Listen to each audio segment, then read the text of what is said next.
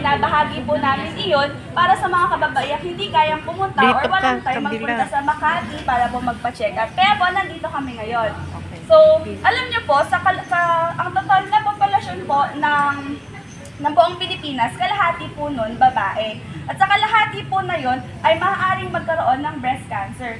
Alam niyo po ba, hindi na po lung cancer ang top 1 na cancer sa Pilipinas. Mga naninigarilyo, hindi na po. Dahil nagkaroon na po ng edukasyon.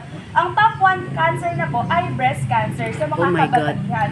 So, nandito po kami at alam niyo po ba, kada taon, 30,000 cases po ang nadedetect ng breast cancer. At kada 15 minuto po, meron pong namamatay sa breast cancer po, no?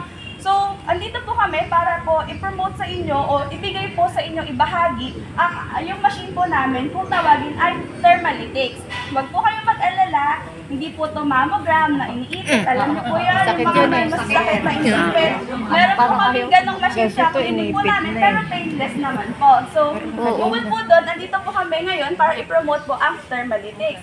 Ang kinukuha po dito ay thermal imaging lamang po ng ating breast. Kung alam niyo po yung mga sa airport, yung mga thermal imaging na ganon lang po yung kinukuha namin, image light. Baka po magtaka kayo sa loob, ay may camera, baka picture ng breast ko yung makuha or saan napunta yung breast na itsura. Hindi naman po, parang cartoon-like lang yung itsura, no? Wag din po kayo mag-alala, wala pong radiation na nilalabas yung machine namin.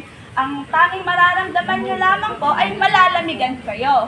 Kasi nga po, katawan, init ng katawan po yung dinedetect.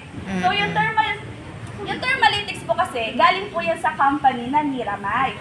Sa India po nang galing yan. Alam naman po natin sa India, ang dami ng populasyon. So nakapag-invento sila ng ganitong machine para sa diagnostic ng breast cancer. Pagka binigay po sa inyo yung resulta, meron po yung reading ng aming radiologist. Tapos yung resulta po mabibigay po sa parish email or sa sarili nyo pong mga email. Pwede naman din po, no? So pagdating nyo po dun sa loob, meron lang po doong tent. Sa loob, pwede discuss kayo ng mga rad tech namin kung ano yung mga dapat na gawin. Katulad po na sabi ko kanina, radiation-free, privacy-free, high accuracy po, no? So, ang tanong ko lang po, nakapag-fasting po ba tayo ng 2 oras? Yes. Sobra na. Sobra na sa 2 oras. Nilagay na any cream or deodorant? Wala. Okay po. So, meron lang po kami ibibigay na form. Yung first page po, pakisagutan. Then, second page po, i-interviewin pa naman po namin kayo doon sa may second floor po.